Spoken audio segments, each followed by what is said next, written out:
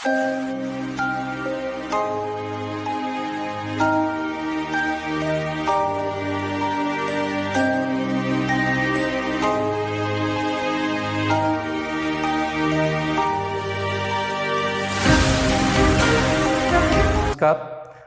जी online classes में आपका स्वागत है।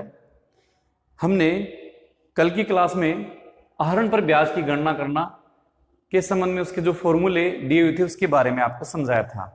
आज हम एग्जाम्पल के माध्यम से आपको आहरण पर ब्याज की गणना करना समझाएंगे। तो जब नियमित अंतराल पर समान राशि आहरित की गई हो तो ब्याज की गणना करना। एक निश्चित समय पर एक निश्चित राशि जब फर्म से विड्रॉल की जाती है, निकाली जाती है, तब आहरण की गणना करने के लिए हमें इस क्वेश्चन के माध्यम से आपको समझाना है।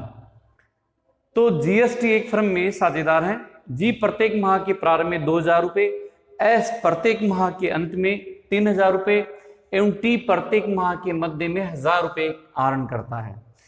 आहरण पर ब्याज की दर है 12% वार्षिक और वर्ष 2017 के लिए आहरण पर ब्याज ज्ञात कीजिए। तो सबसे पहले आहरण पर ब्याज ज्ञात करने का जो फॉर्मूला है वो है कुल आहरण दर बटे 100, यानी ब्याज की दर बटे 100 औसत अवधि बटे 12। तो सबसे पहले हम जो जी का ब्याज आहरण पर ब्याज निकालते हैं, जीएसटी। तो सबसे पहले जी के कुल आहरण, तो जी के कुल आहरण है कुल आहरण। तो जी ने प्रत्येक माह के प्रारंभ में 2000 रुपये, जी ने प्रत्येक माह के प्रारंभ में 2000, तो पूरे वर्ष के हो गए 12 से मल्टीप्लाई किया तो 24,000 रुपये, 24,000। तो कुल आहरण की राशि हो गई 24,000। दर हमें दी हुई है 12%। अब हमें चाहिए औसत अवधि। औसत अवधि कल आप पूर्व की क्लास में हमने इसको निकालना आपको बताया था कि प्रत्येक माह के जब प्रारंभ में करते हैं तो n+1 बटे 2, n का मतलब है मंथ से, नंबर ऑफ मंथ। तो औसत अवधि निकालने का जो तरीका है आपका इस प्रकार से निकाला जाएगा कि n हमारा होगा इसमें 12, प्रत्येक माह के प्रारंभ में है तो उसमें हम 1 प्लस कर देंगे, तो 12 + 1 यानी 13, 13 बटे 2। तो 13 बटे 2 यानी जो औसत अवधि आएगी 13 में 2 का भाग दिया तो 6.5, 6.5 बटे 12। यदि यहां पर प्रत्येक माह के अंत में होता तो औसत अवधि निकालने का फॉर्मूला है कि n-1, n-1, तो n है हमारा 12 -1 यानी 11 बटे 2। तो 11 बटे 2 से जो औसत अवधि निकलेगी 5.5 माह है। इसी प्रकार प्रत्येक माह के मध्य में, प्रत्येक माह के मध्य में तो n बटे 2, n बटे 2 यानी 12 बटे 2 यानी 6 मंथ का जो माह का ब्याज निकाला जाएगा। तो अब हम शुरू करते हैं इस फॉर्मूले के मुताबिक। तो कुल आहरण हमारे हो गए 24,000, जी 24,000। ब्याज की दर दी हुई है 12%,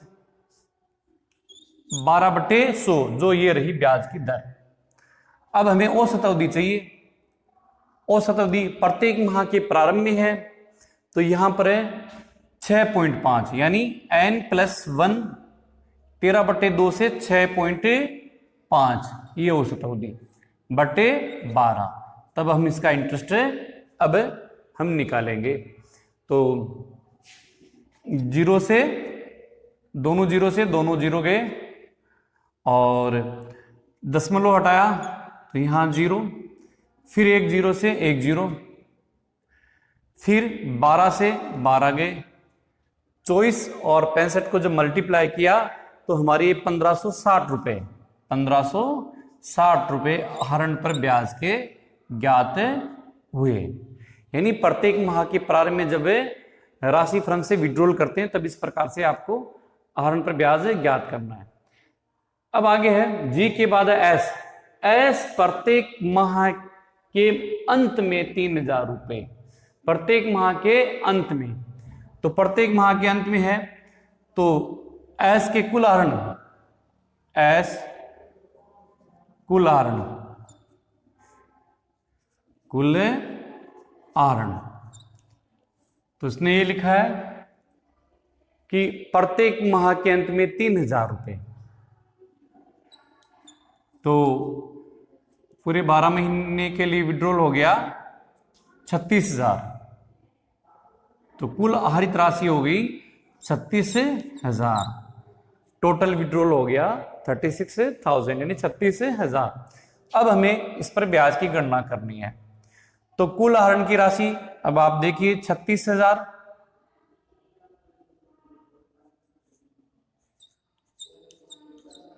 दर हमारी दी हुई है 12%। अब ये कह रहा है औसत अवधि हमें निकालनी है, तो प्रत्येक माह के अंत में है, तो इसका फॉर्मूला है n-1/2, तो n हमारा है 12-1, तो 11/2 से 5.5 माह आए, कितने 5.5 माह इसकी औसत अवधि ज्ञात हुई बटे 12, तो ये हमें वापस से निकालना है कि दोनों जीरो से दोनों जीरो, दशमलव से हटाया तो एक जीरो यहां लगाया, फिर जीरो से फिर जीरो, 12 से 12, 36 और 55 को जब हम मल्टीप्लाई करेंगे तो ये आएंगे 1980, तो ये आहरण पर ब्याज एस का ज्ञात हो गया। अब आगे टी प्रत्येक माह के मध्य में 1000 रुपए आहरण करता है, तो टी प्रत्येक माह के मध्य में 1000 रुपए आहरण करता है, तो टी का हम ब्याज निकालते हैं। तो टी द्वारा कुल आहरित राशि है, कुल आहरण, कुल आहरण, तो 1000 रुपए प्रत्येक माह के मध्य में, तो पूरे साल के हो गए, कुल आहरित राशि होगी पूरे वर्ष के लिए 12,000, टोटल 12,000। तो वही फॉर्मूला है, कुल आहरित राशि हमारी 12,000 है, ब्याज की दर है 12/100 इंटू मध्य में है, प्रत्येक माह के मध्य में, तो n/2 से n हमारा है 12 और बटे 2, यानी औसत अवधि हमें ज्ञात हो रही है 6 माह, 6/12, तो 0 से 0 और 12 से 12 गए, फिर 12 को 6 से मल्टीप्लाई किया तो हमारे 720, तो टोटल टी से 720 रुपए ब्याज के वसूल किए जाएंगे। तो इस प्रकार हमने एक निश्चित समय पर, प्रत्येक साझेदार ने एक निश्चित समय पर एक निश्चित राशि फर्म से विड्रॉल की है, तो उस पर हमने ये जो ब्याज है निकाला है, जो फर्म द्वारा साझेदार से वसूल किया जाएगा। अब इस एग्जाम्पल के माध्यम से PQR ने एक साथ 16 को साझेदारी व्यवसाय प्रारंभ किया। P ने प्रत्येक माह के प्रारंभ में 500 रुपए और Q ने प्रत्येक माह के मध्य में 600 रुपए और R ने प्रत्येक माह के अंत में 700 रुपए आहरित किए, जिन पर ब्याज की दर 12% वार्षिक है। 31/3/17 को समाप्त होने वाले वर्ष के लिए आहरण पर ब्याज की गणना कीजिए।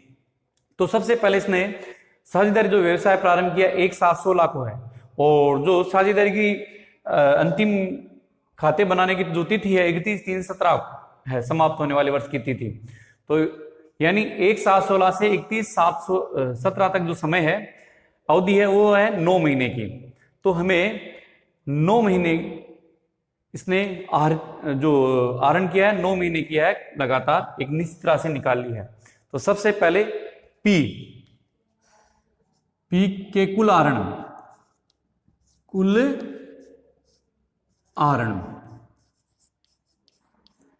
P ने प्रत्येक माह के प्रारंभ में 500 रुपए इंटू, यानी 1 जुलाई से लेकर 31 मार्च 17 तक इसने आहरण किया, यानी 9 महीने, तो टोटल आहरित राशि होगी 4500 रुपए, 4500 रुपए। अब हमें इस पर इंटरेस्ट निकालना है इस फॉर्मूले के अकॉर्डिंग। आहरण पर ब्याज बराबर है कुल आहरण 4500, दर हमारी दी हुई है 12% प्रतिशत तो 12/100। अब हमें औसत अवधि बटे 12, तो औसत अवधि निकालनी है ये। तो औसत अवधि तो लगातार 9 महीने इसने आहरण किया है, और माह के प्रारंभ में तो फॉर्मूला था n+1/2, तो n है हमारा 9 और +1 यानी 10, 10/2 से औसत अवधि आएगी 5 मंथ्स, 5/12। तो जब इसको हम हल करेंगे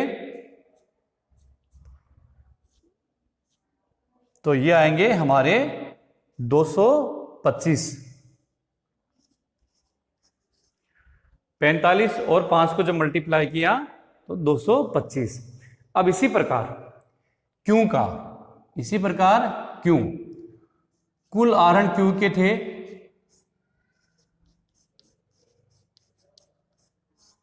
क्यू ने, इसमें आप देखिए क्यू ने प्रत्येक माह के मध्य में 600 रुपए, प्रत्येक माह के मध्य में 600 रुपए, तो इसने 9 माह आहरण किया है, तो ये हो गया कुल आहरित राशि होगी 5400। 600 रुपए पर मंथ के हिसाब से 9 मंथ का हो गया 5400 रुपए।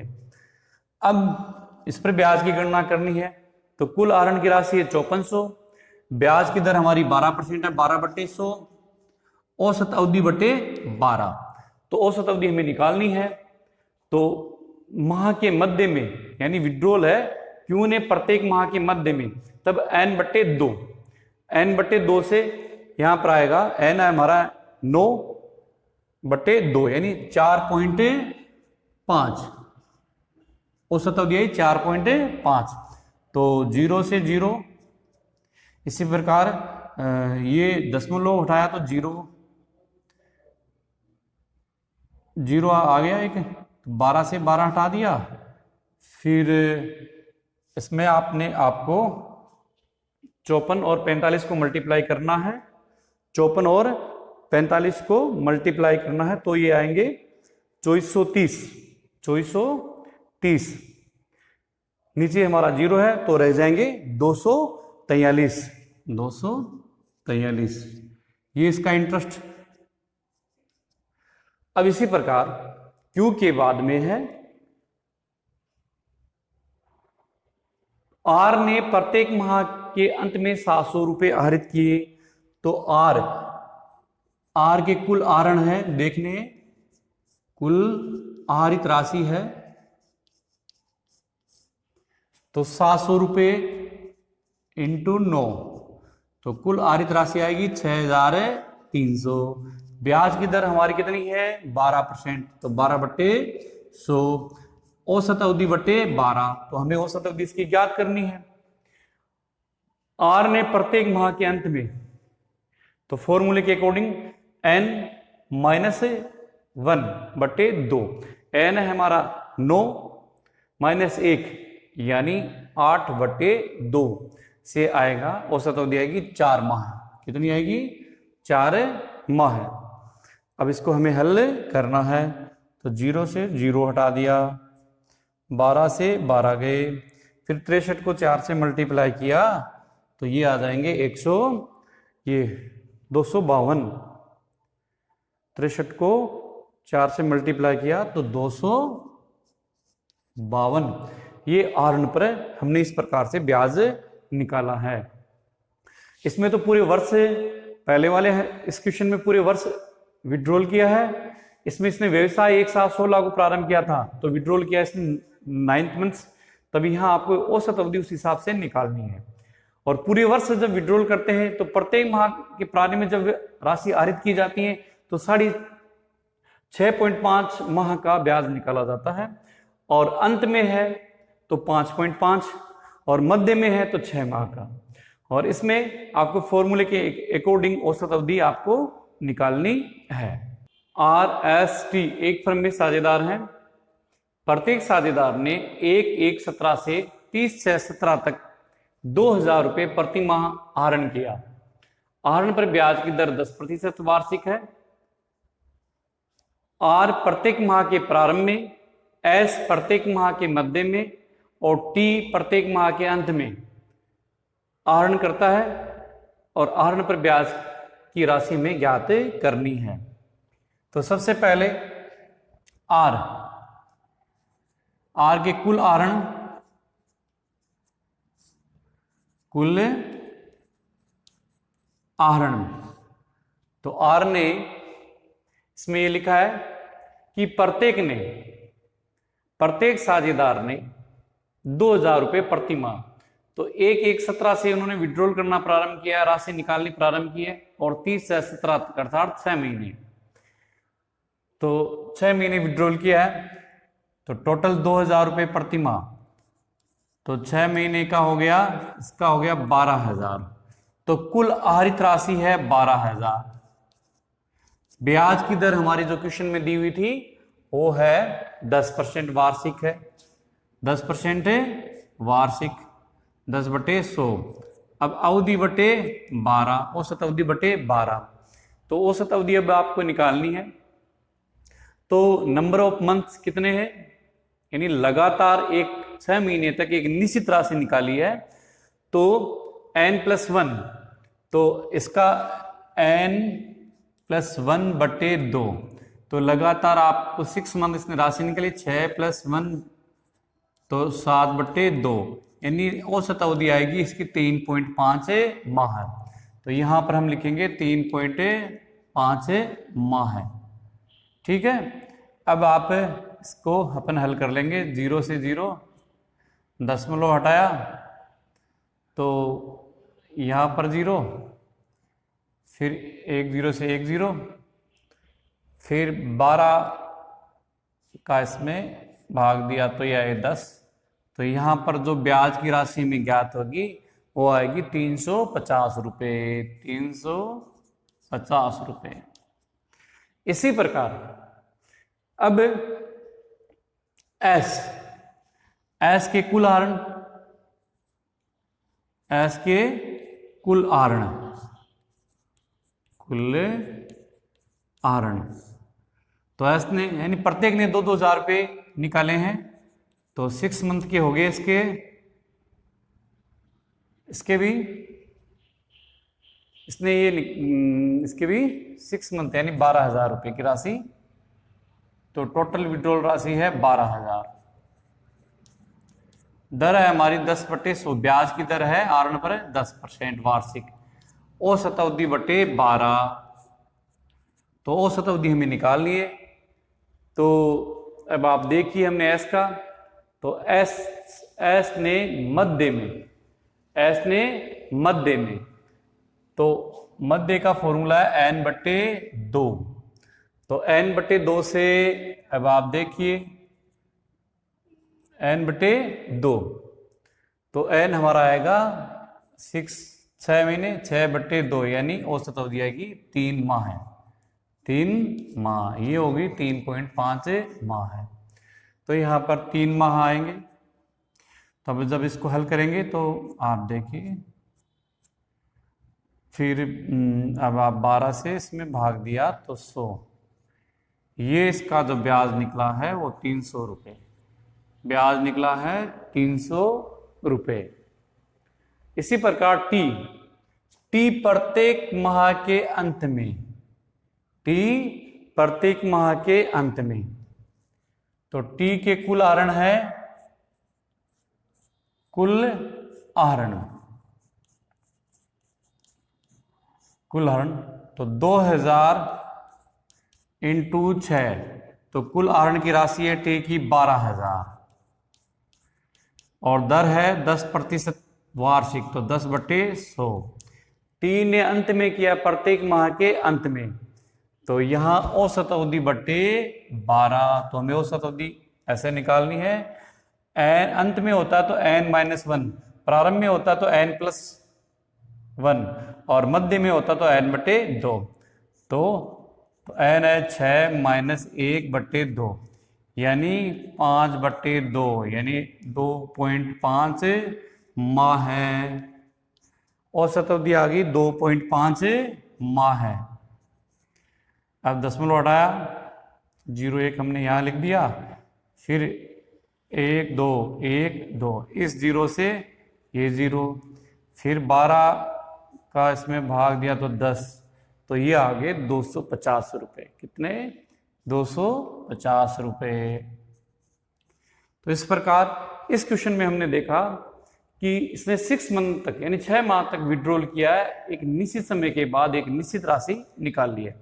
अब हम इस लास्ट क्वेश्चन में, लास्ट एग्जाम्पल में हम एक, इसमें क्या है, प्रत्येक तिमाही के अंत में, बीच में और प्रारंभ में, जो अगला हमारा क्वेश्चन है, ए बी सी एक फर्म में साझेदार हैं।